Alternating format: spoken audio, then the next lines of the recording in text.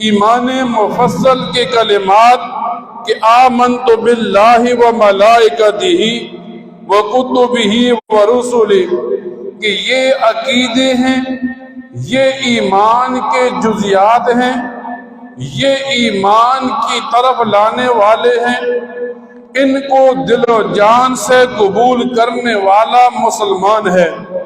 فرمایا پہلا عقیدہ اللہ پر ایمان لانا، جسے عقیدہ توحید کہتے ہیں، کہ ایک مسلمان کے لیے لازمی ہے اللہ تعالی کو ذات و صفات میں اکیلا مانے۔ ایک مسلمان کے لیے لازمی ہے اللہ تعالی کو خالق مانے، اللہ تعالی کو مالک مانے، اللہ تعالی کو رازق مانے۔ جب ایک آدمی اللہ تعالی کی توحید کا تذکرہ کرتا ہے، اب اللہ تعالی کی ذات میں بھی کسی کو شریک نہیں کر سکتا، اللہ تعالی کی صفات میں بھی کسی کو شریک نہیں کر سکتا۔ ایک آدمی عقیدت کے ساتھ کسی قبر کے سامنے سجدہ کرتا ہے، وہ شرک کر کے مشرک بن جاتا ہے۔ ایک آدمی محبت کے ساتھ کسی پیر کو سجدہ کرتا ہے، انسان کو سجدہ کرتا ہے، یہ آدمی اللہ کی توحید کو چھوڑ کر شرک کرتا ہے۔ اور مشرک کے بارے میں مسلمان کا عقیدہ ہے کہ وہ نجس ہے، اور دنیا میں سب سے بڑا گناہ یہ شرک ہے۔ تو فرمایا پہلا مسلمان کا عقیدہ اور ایمان یہ کہ مسلمان اللہ تعالیٰ کو ایک مانے۔ پھر فرماتے ہیں دوسرا عقیدہ مسلمان کا یہ ہو کہ وہ فرشتوں کو اللہ تعالیٰ کی نورانی مخلوقات مانے، اس کا عقیدہ ہو کسی فرشتے سے کسی بھی حالت میں گناہ سرزد نہیں ہوتا۔ جب فرشتہ پیدا ہوتا ہے، پیدا ہونے کے ساتھ وہ اللہ تعالیٰ کی عبادات میں لگ جاتا ہے۔ ہاں کچھ بڑے فرشتے ہیں جیسے حضرت جبرائیل امین جو اللہ تعالیٰ کے پیغامات اس کے پیغمبروں رسولوں کے پاس وحی کی صورت میں لاتے۔ اسی طرح ملک الموت ہیں جو ایک آدمی کے جسم سے روح نکالتے ہیں۔ چند بڑے فرشتے اللہ تعالیٰ کے احکامات پر نافذ ہیں، بقیہ ساری جتنی نورانی مخلوقات ہیں یہ اللہ تعالیٰ کی عبادات میں لگے ہوئے ہیں۔ بعض کفار کا عقیدہ تھا کہ یہ فرشتے اللہ تعالیٰ کی بیٹیاں ہیں، لیکن مسلمان کو عقیدہ سکھایا گیا نہیں، یہ اللہ تعالیٰ کی مخلوقات ہیں جنہیں نورانی مخلوقات کہتے ہیں۔ فرمایا تیسرا مسلمان کو عقیدہ بتایا کتابوں پر ایمان لانا ہے کہ اللہ تعالیٰ نے بڑی بڑی کتابیں تورات، زبور، انجیل، قرآن کریم اور 100 سے زائد کے قریب صحیفے اتارے۔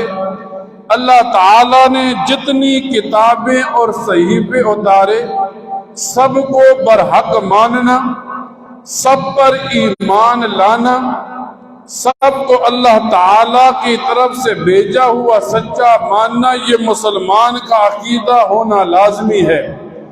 اور سب کتابوں میں افضل اور آخری کتاب قرآن کریم کو ماننا یہ مسلمان کا عقیدہ ہونا لازمی ہے۔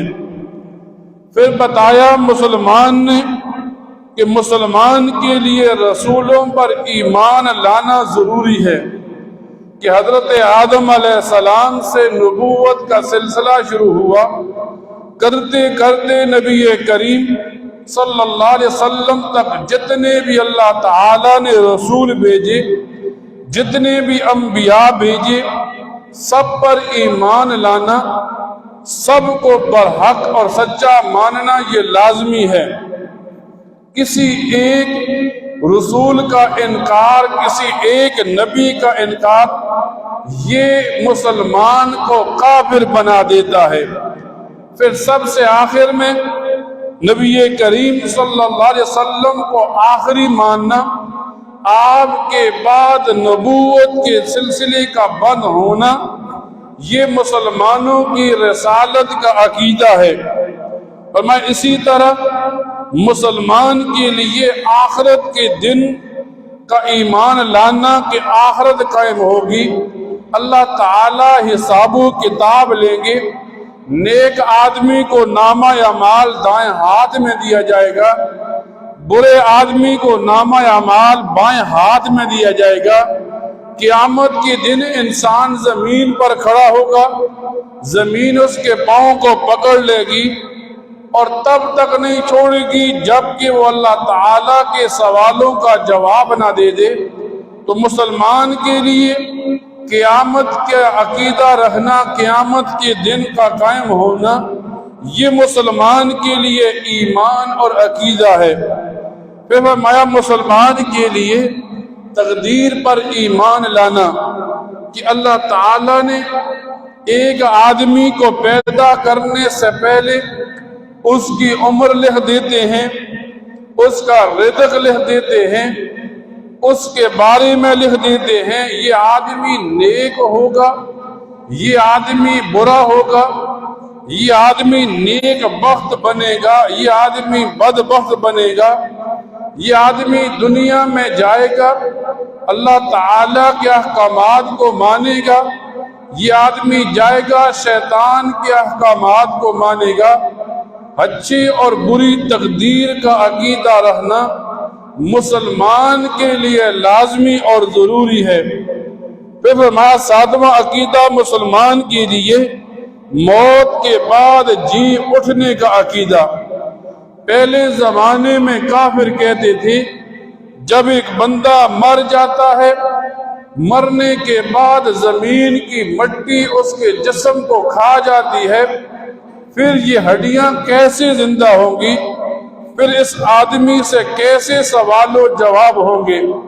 فرمایا مسلمان کے لیے باس بعد الموت کا عقیدہ کہ ایک آدمی قبر میں پہنچ گیا، اب قبر میں رکھ دیا گیا، تو مسلمان کا عقیدہ ہو یہ جو قبر ہے نبی علیہ السلام نے یوں بتا دیا کہ اب اس قبر کے اندر نیک آدمی جائے گا تو جنت کا باغ بنے گی، برا آدمی جائے گا جو جہنم کا گڑھا بنے گی۔ مسلمان کا عقیدہ ہو جب قبر میں رکھ دیا گیا، اس آدمی کو بٹھایا جائے گا، اس سے سوال کیے جائیں گے۔ ایک آدمی کو قبر میں رکھ دیا گیا، نبی کریم صلی اللہ علیہ وسلم کی زیارت کروائی جائے گی۔ اب یہ باس بعد الموت کا واقعہ، یہ عقیدہ اس مسلمان کے لیے لازمی ہے کہ اسی قبر سے پھر یہ اٹھے گا، میدان معاشر کی طرف چلے گا۔